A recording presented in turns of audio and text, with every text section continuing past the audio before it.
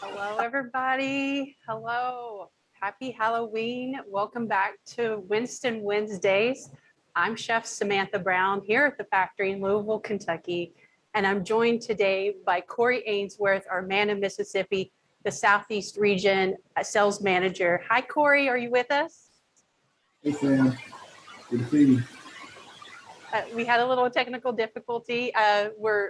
I'm still kind of, it's a little fuzzy in here, but I've got the hood going and a lot of CVaps going. So please speak a little bit louder if you don't mind.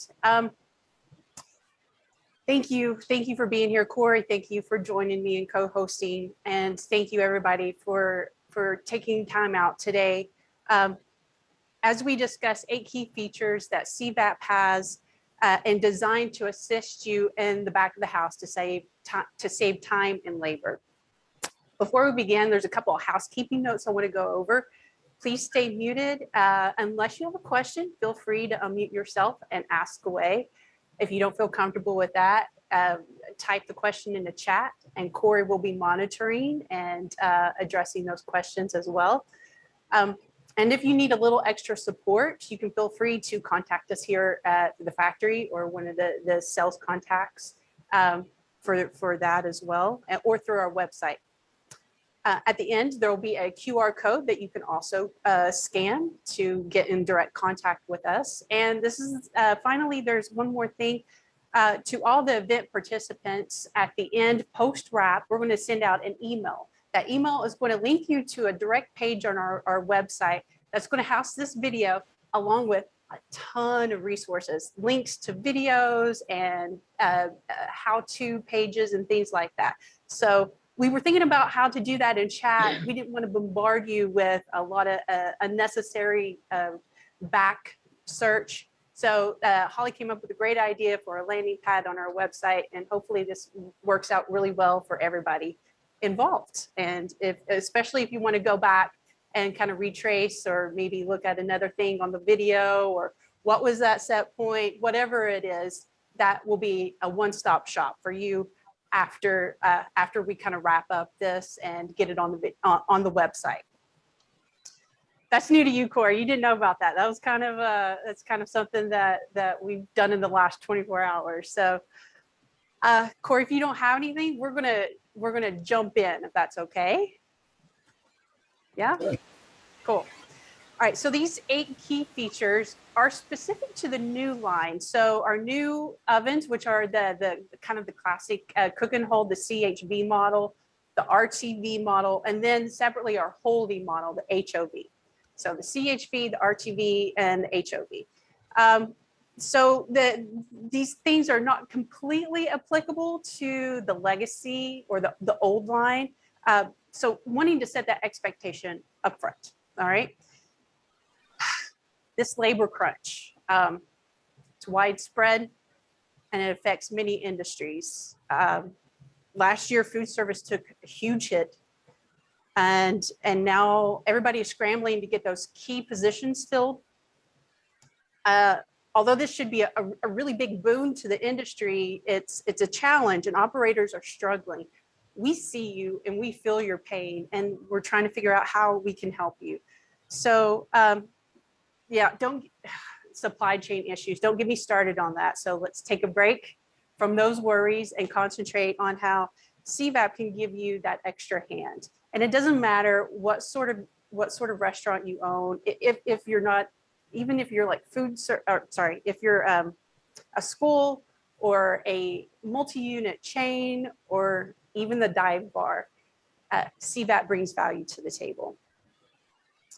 So first things first, preset channels. You get your CVap, you take it out of the box, you don't even do that. You plug it in, you put water in the reservoir, you hit that blinking W that turns the unit on, and you have a set of 8 pre-programmed channels. Now, these channels are designed to cut that learning curve down. They're pretty universal. 80% of what you're going to do is probably going to be based on those channels. So having them set improves your speed, efficiency, and eliminates front-end guesswork. So if you inherit a CVap and you want to do a factory reset, we have them all available online, and it is a link that we will share with you post wrap, okay? So where do you find the presets? Like, where are they listed? What are they? So when you get a CVap, you should have a manual. It'll be a black and white version of this. Okay, it's for every single line. There's a CHV, an RTV, and an HOV, and they're all a little different based on the model. All right, you can actually find this one online. We'll share that link with you as well. Download it, laminate it, stick it to the outside. You can tape it, or if you've got a magnet, just pop it up there, okay? Now, what does this have on it? Well, it's got all the programming specifics on the left. It's got the holding information on the right, and a couple of menu ideas to give you an idea of what, you know, what channel is best for what food product. Okay, so again, we'll share this with you, where to find this, what the links are, what the presets are, and how to set up or do a factory reset. All of that we have on videos and on links to our website. All right, what if you say, that's all nice and fine, Sam. Those presets are okay, but I have really specific needs and the presets don't apply to me. Well, you can completely forego that ideology, and you can finely tune each channel to your specific need or for your menu item needs. How you can do that. So all of the lines you can manually program at the unit itself, at the controller. Of course, we have a video for you. And that's something that you will share as well on that page. If you have a Series 7 or a Series 5 or Series 7, you can do a desktop model or a desktop programmer on our website. This is something that you can do at the desktop or on your PC. I see this as if you're a multi-chain and you're wanting to do one program and to disperse it to everybody, you can download it and email it to everybody. They can download that to a thumb drive and upload it to the oven.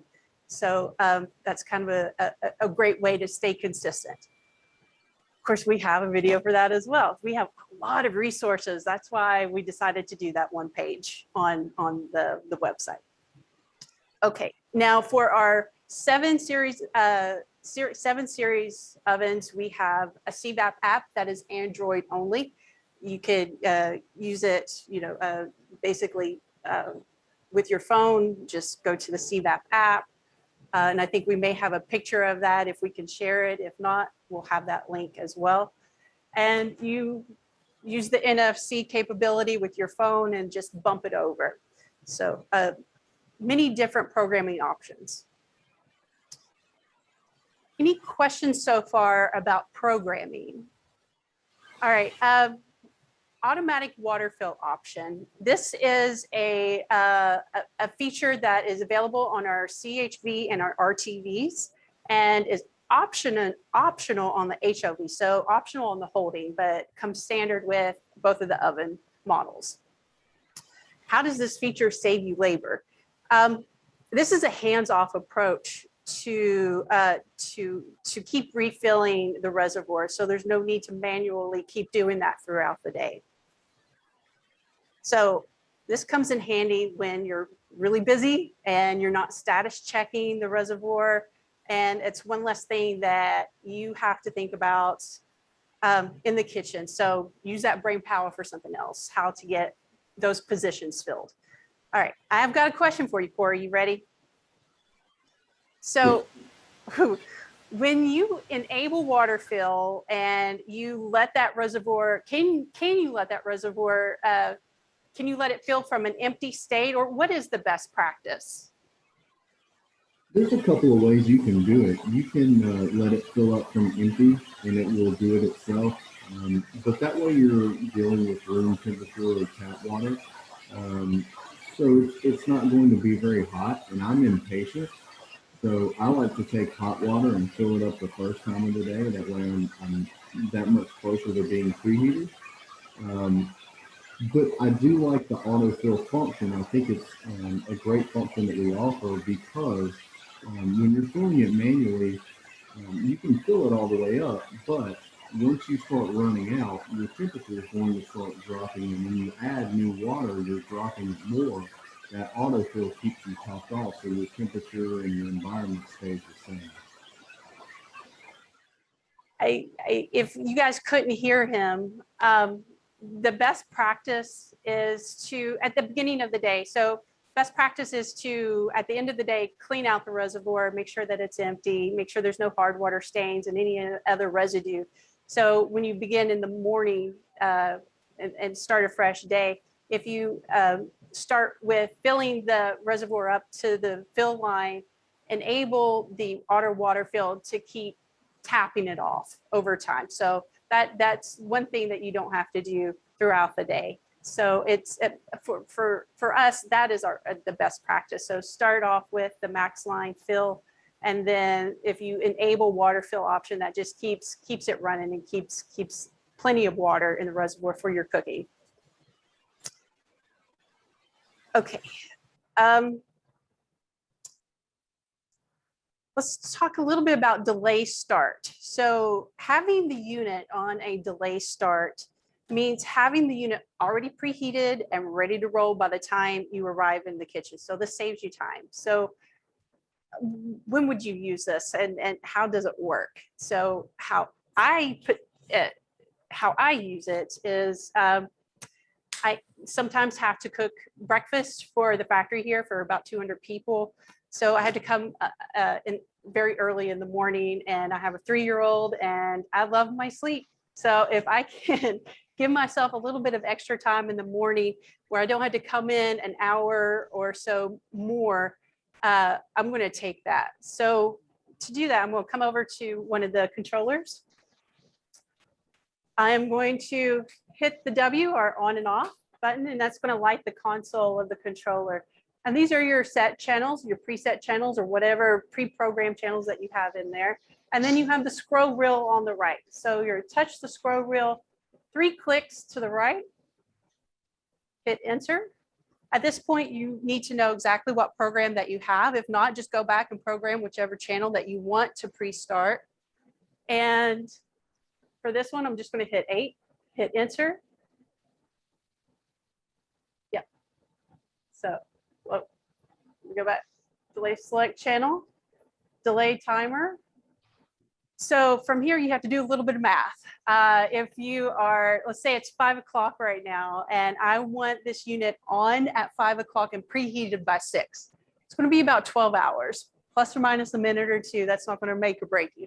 So I'm just going to hit enter, and the unit is set. It's set. So in 12 hours, it's going to come on and preheat to that program that I have on set for channel 8. All right. And Sam. Yes, sir. I believe Angie had asked, how long in advance can the delay start be set up? And the answer is up to 99 hours, and anywhere in between. And I wanted to answer that just to make sure you could hear me now. I can hear you now, by the way. Yay! Good. Okay. I'm on my phone. I can barely see you, but. Oh, I'm sorry. Well, I'm beautiful, so it's okay. I got my hair did. We'll FaceTime later.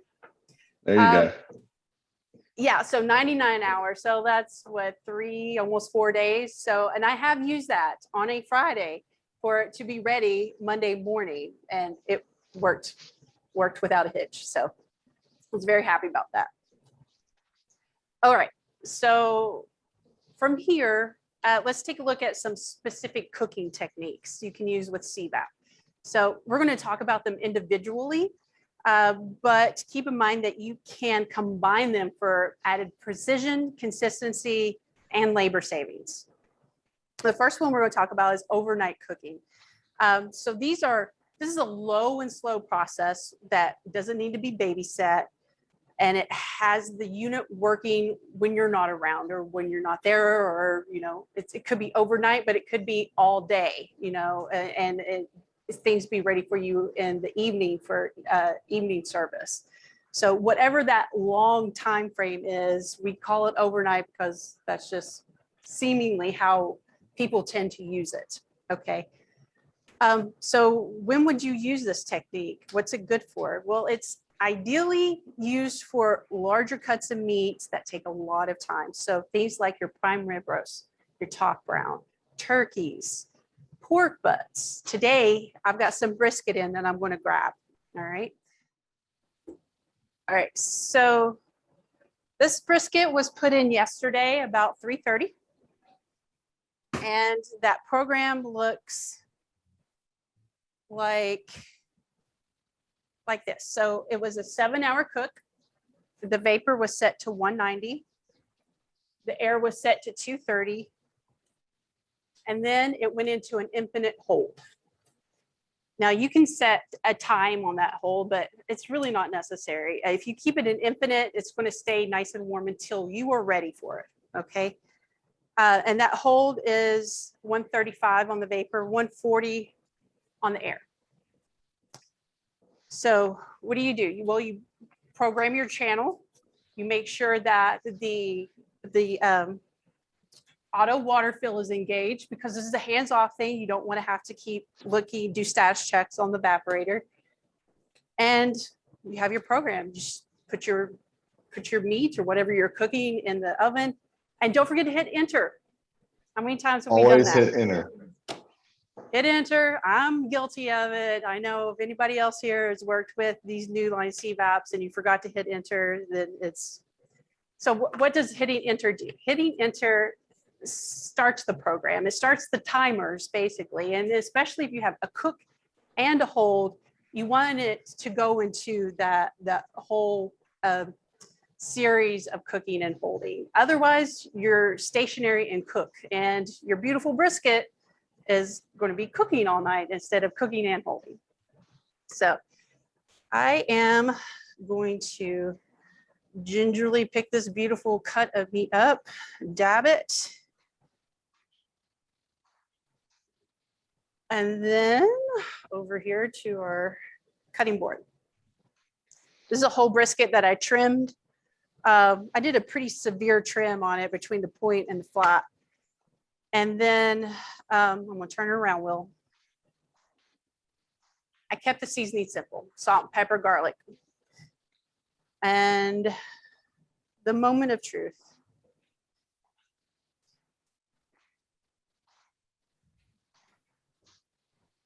And that's beautiful. That's awesome. It looks great. Corey, Angie, I'm sorry you're not here. No, but I'm just thinking about all my barbecue customers and how fickle a piece of meat like brisket is, and to be able to have it in the oven for 24 hours and not lose sleep over it and come in and it be just like that the next day. That's a great weight off my mind. Absolutely. That is absolutely beautiful, Chef Sam. Thank and you. like- Thank you. And like Corey said, especially for a product like that, to have an extended hold on top of it and come out so gorgeous and moist.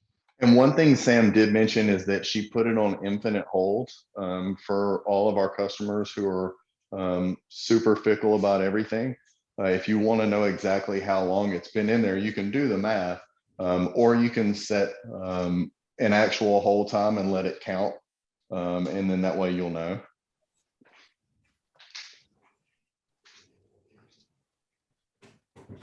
But yeah, I've heard of some K through 12 school people use it for turkeys for Thanksgiving, and it works fantastic. We have a customer that uses that for top round for roast beef sandwiches, and it just helps them tremendously. Gives them that extra hand in the kitchen. All right. We'll move that over and clean up my mess. And if there's any other questions or no other questions, we're going to go on to Yep. the next Barry technique. asked Barry asked if we did any kind of smoke on the brisket. No, no, this is just a roasted brisket, overnight roast. But for That everybody is- watching, we do have a smoker box attachment. It's separate from the oven, but you can plug it in and be smoking while you're cooking your CVap in the while you're cooking your brisket in the CVap. That is right. And we do have, in a previous live event, that is something that we have done. And that is something that we can share that link with you on the page. All right, the next technique is probe cooking. Again, this is another set it and forget it feature with added precision, and it's available on the 7 series model. So how does it work and when would you use it? So like I said, on a 7 series controller, there are 2 ways to do a cook. You can use the time cook or a probe cook. And the time cook is kind of the rule of thumb is 1 hour per 1 inch of product. Or with a probe cook, it obviously enhances your precision by using a precise thermometer to get that to an end point, a specific end point that you want to go to. All right, so I do have some products here behind me. I've got some pork chops I'm going to pull out. Right here. You see the probe is hooked into the controller here, and then the business end is in a chop. So I'm just going to pull that out.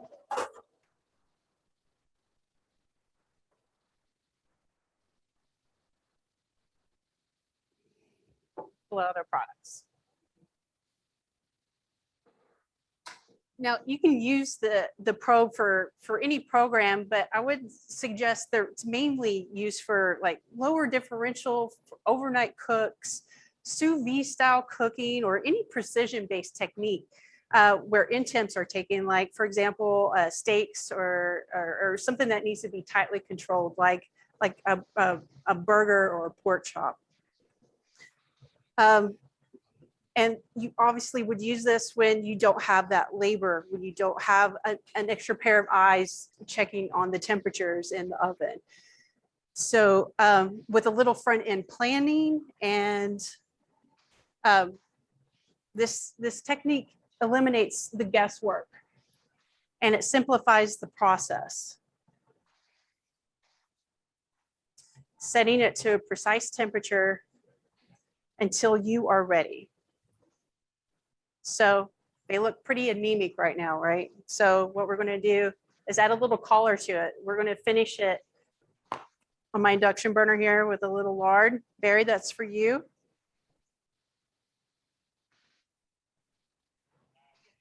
And I don't know, a chop this size is about 1.5 inches at the thickest. Cooking that from raw, that's going to take so long. So that's definitely a nice feature to be able to get it to a precise temperature and then finish it. Well, and pork is such a hard, pork chops especially, is such a hard thing to get right, Yes. especially when you increase the thickness and getting that proper texture on the outside while not getting that tough shoe leather feel on the inside is difficult to do. And we've basically taken all the guesswork out of that. Any employee could come in and perform that function. And Sam's obviously using the probe cook, the probe for a cooking process right now. But one of the other functions of it is it actually allows you to download your HACCP temperatures for both the cabinet and then your food items also. So, especially in like a school type operation where you're doing production logs and you got to keep all your HACCP records, the probe is actually aiding you in that process. Thank you for mentioning that. I had that in my notes and I read right over it. Yes, having the probe and using that makes that the internal temperature of your food documentable.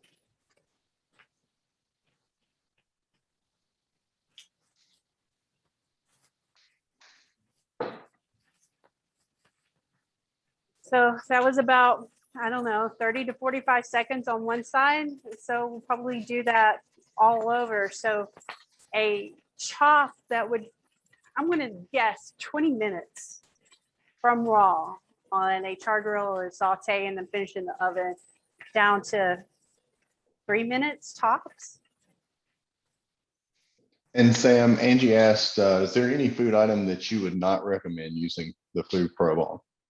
That's a good question. I will say that most of the items that you're going to use a food probe on are going to be proteins. Proteins that they're more expensive, they're more shrink, just more all around. You want that consistency and you want that precision. You can use the probe on anything, but these are just kind of recommendations.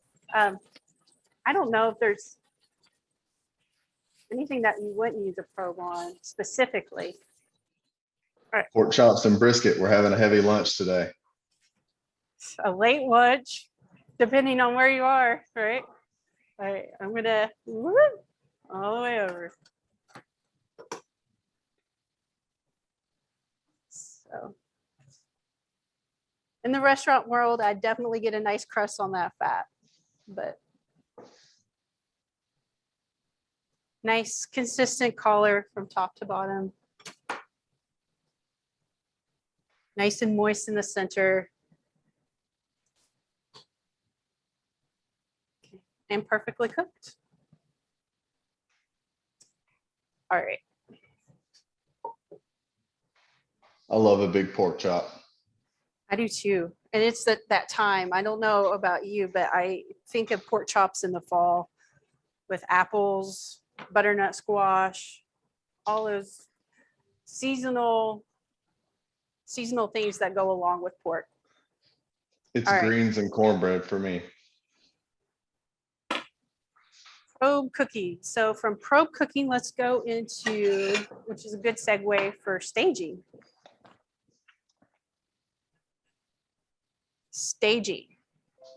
Yeah, because we So essentially just staged there with a probe, right? that is correct. So absolutely. Remember at the beginning, I said that we're going to talk about them individually, but you can combine the two into combine more than one of these techniques for added precision. So yes, what we did on the pork chop is a staged technique using the probe on the 7 series oven. Now, next I've got some steaks and some burgers that have been in CVap for, I would say, about 2.5 hours now. So what I did is I actually went back to our preset. So number 1 preset, that's what I use. So 90 minutes, 90-minute cook at 135 with the air set to sous vide. And the same thing for the holding. So you would not change it. So essentially after that 90 minutes, the product is ready to be finished, seared and served, or you can let it hold and get it out as you need to. All right, let me pull these out. And so Sam used a preset here, and it came at 135, but you could basically make that any temperature, and you want it to be your internal temperature, your desired internal temperature. And if you're going to finish it afterwards, you're going to shade down 5 or 10 degrees, depending on what type of crust you want to get on the outside. But we've basically taken it 85% of the way, and now we just have to take it that final 15% when you get that order in, when that bell hits.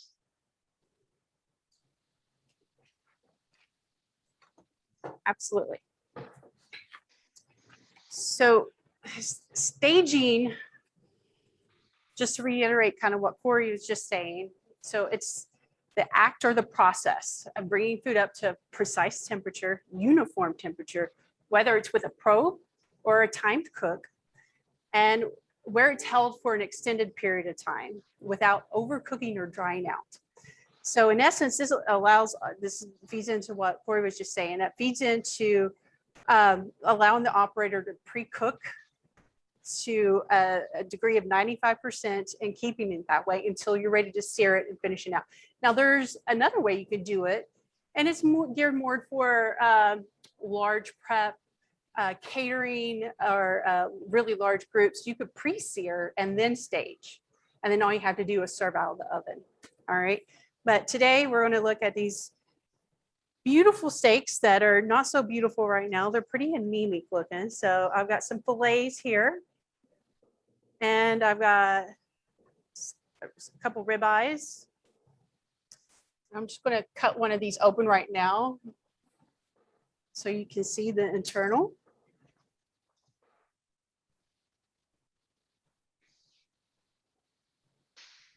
That is kind of light for me, but that's okay. It might come across a little bit redder.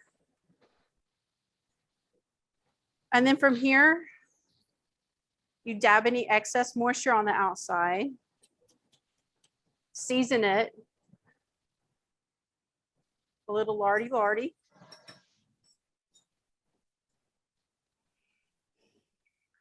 And you can see Sam used a drying rack in the pan and raised it up. There will be a little bit of purge out of the product. You are heating it up, as we said, almost 85% of the way.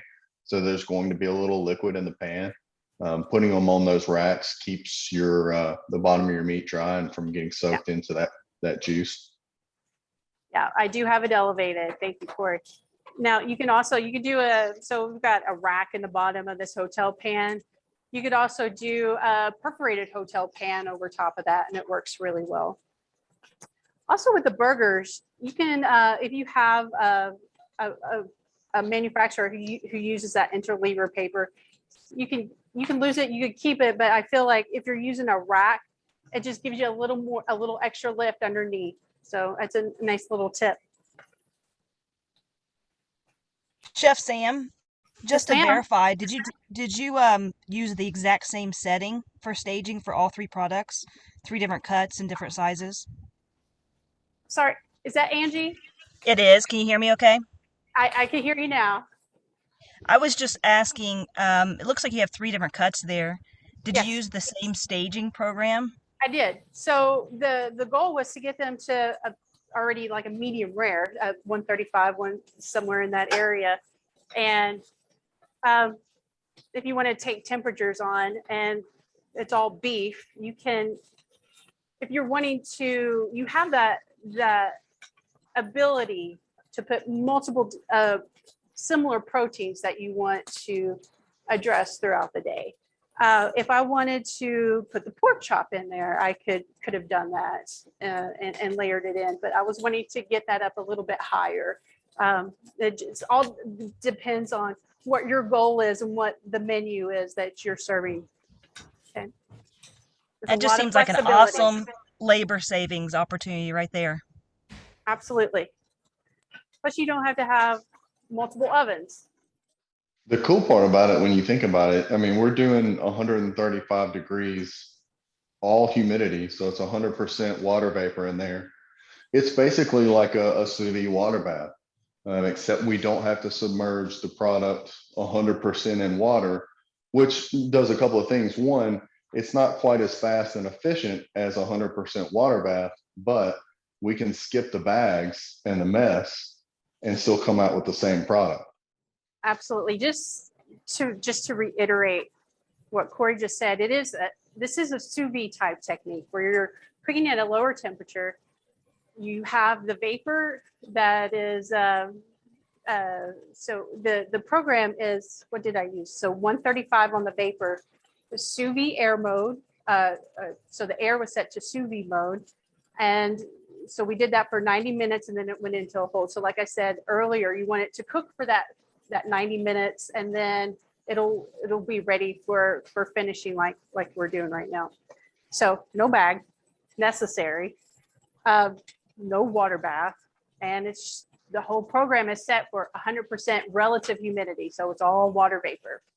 when I was first learning about staging and about how to sell that application in my market, one of the cool things that I found out was that some of the customers that were testing for burgers actually had to go to a smaller burger because their finished product had more juice left in it than their cooking process that they were doing already.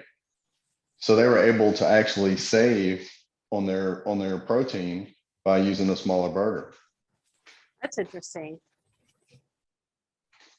So, But when you pull those steaks and those hamburgers out and cook them, there's no need to rest. They're already at their resting state.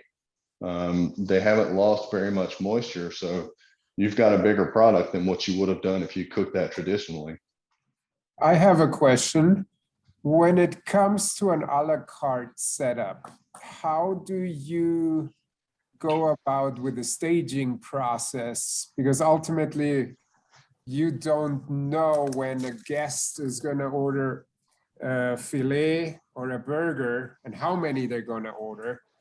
So what's the best way to, is that just guesswork ultimately, that you stage 10 filets to start, or and then you get 2 tables or 3 large tables and all of a sudden you don't have a filet left, or what's the best way? or Well, did it's you going hear to take him? you some, I did. It's going to take you some time, obviously, to know what your par levels are on your food items. But the good thing about the CVap is she left those in there for 90 minutes. She could have easily left them in there for 2 hours or more, and they would have stayed at the exact same temperature and really not lost that much more moisture.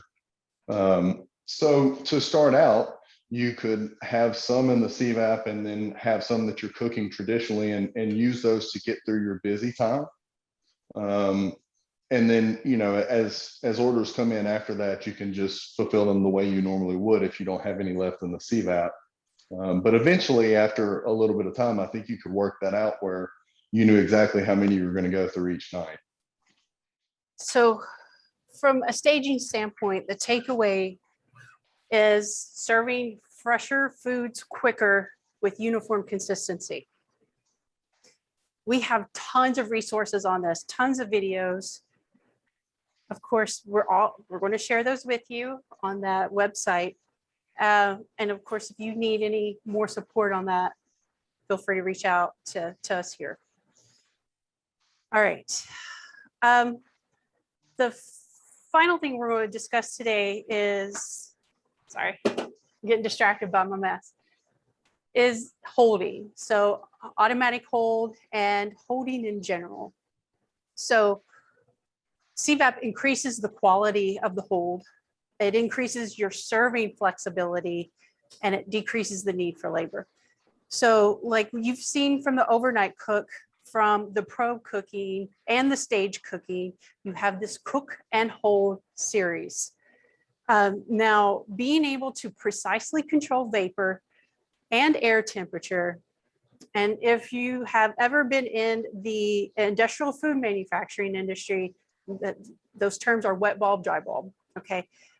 This allows you to control end point food temperature while maintaining external food texture. Now, this whole CVap was designed specifically for fried chicken for KFC. So we know that it can hold crispy things. So, but it can also hold moist things as well, and the whole gamut in between. So for example, have you seen anyone be able to hold an over easy egg? So I have some over here in the drawer that I'm gonna pull out.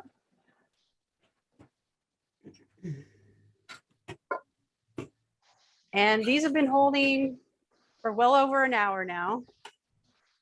Oh, sorry. I'm gonna go right in here in a second. Well, okay. And we'll place one on the burger. And these over easy eggs are still beautifully loose from a yolk standpoint. Now, where's my little? And the yolk is still nice and runny. And I think it's very easy to see with an over easy egg or even a poached egg when we can hold those for hours and they stay good. But even from a standpoint of scrambled eggs, eggs are a very tough product to hold for an extended period of time. Yeah. And that just goes back to the precise temperature control of both the air and the water in the cabinet. Absolutely. So holding rice. We have a customer that holds rice overnight. It's one of those things that is a very interesting technique, but it holds for hours. I love it when rice. somebody asks if we can hold rice for an hour. I'm like, yeah, I think we can manage that. Yeah, we can manage, right? We can manage just an hour, right? That's the follow-up question. Just an hour? Oh yeah, we got that.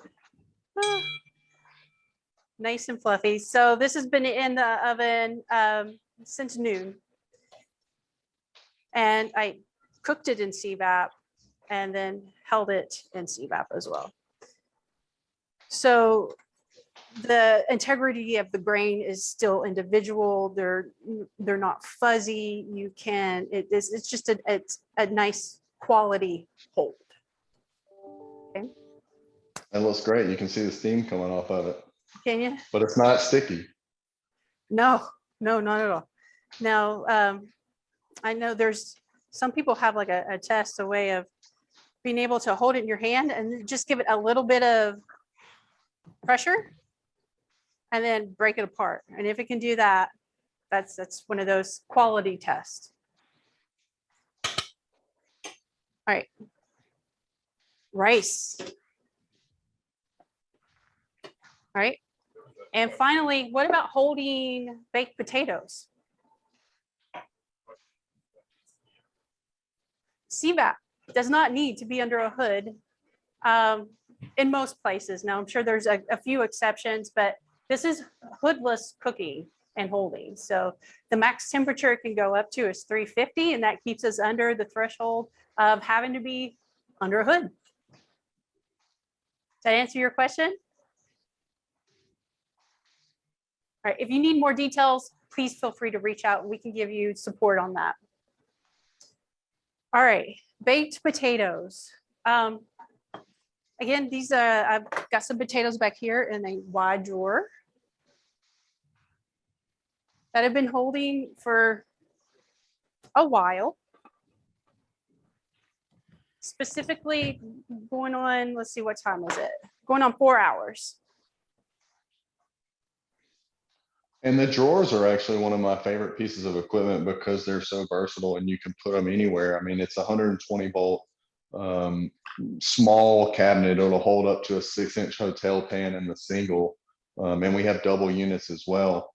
But you could put that on a countertop. You could put it under a counter. You could put it at a to-go station.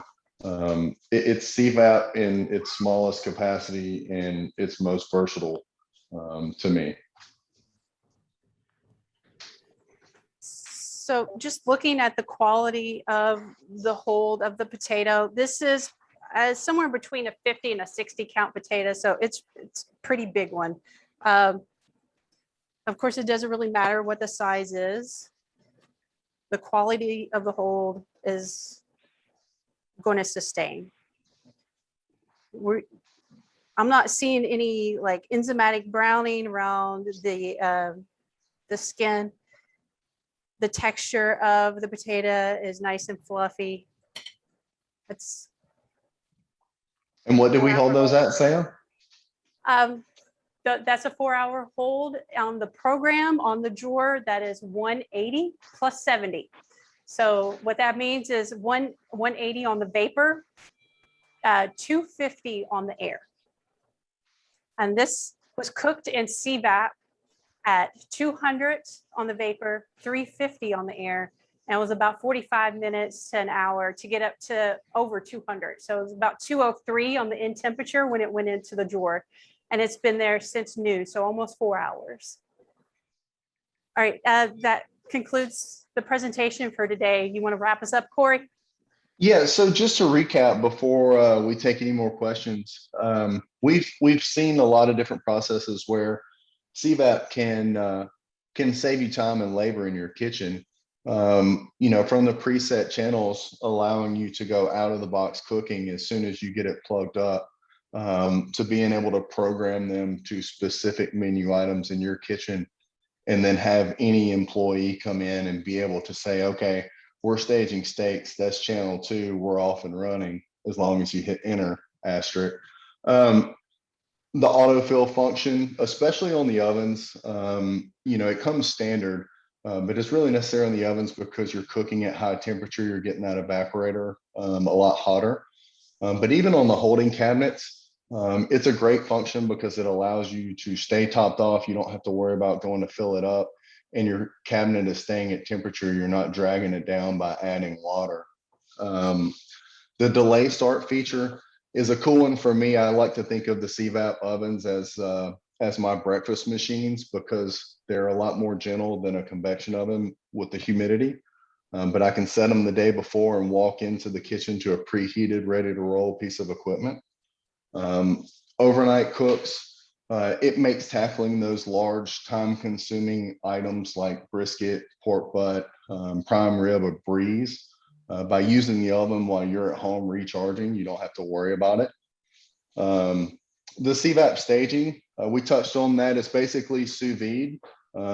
We're cooking 100% humidity in the cabinet, with or without the bags. It's up to you, but you've got a par cooked, ready to finish piece of food that saves you a good bit of time when the order hits the window. And then auto hold and holding, you know, with the auto hold function, being able to cook something and then have it go into a hold, and as Sam said, not have to babysit your product, is a great time saver and labor saver. But also being able to put something like eggs or rice or potatoes in a cabinet for hours and not have to worry about it, it allows you to get ahead. It allows you to use less labor to produce the same amount of products. And they're all hoodless. So you're talking about now where you have a lot of smaller kitchens, a lot of smaller footprint, smaller equipment packages. I've got one now that's completely hoodless, and I can cook and hold food for hours and be ready whenever the customer is ready for service. So any questions? It's okay if you don't. You I guys, do have a question. What would be your ideal setting to hold fried chicken? It depends on what your recipe is. That we kind of go by original recipe and extra crispy. I actually like to start at about 130 or 120, and then plus a 50 or a 60 on the air. So you're holding at about 180 total temp. And from there you can go, that's a good starting point. And from there you can go crispier or lighter as you see fit. I would say that at some point you don't want to keep raising the temperature. So as I raise, let's say I raise my air 10 degrees, I may lower my evaporator 10 degrees to also further that gap between the water and the air. if there are no more questions for the moment, thank you again for your time. And we'll be back with another live Winston Wednesday here soon, about another 3 to 4 weeks. But you'll know it because we'll be letting you know online and through social media. So Corey, thank you. Angie, thank you. Barry, everybody else watching, thank you so much. And all those behind the scenes, you know who you are. Thank you so much. And we'll see you soon. Goodbye, Not everybody. everybody could join us. Bye, everybody.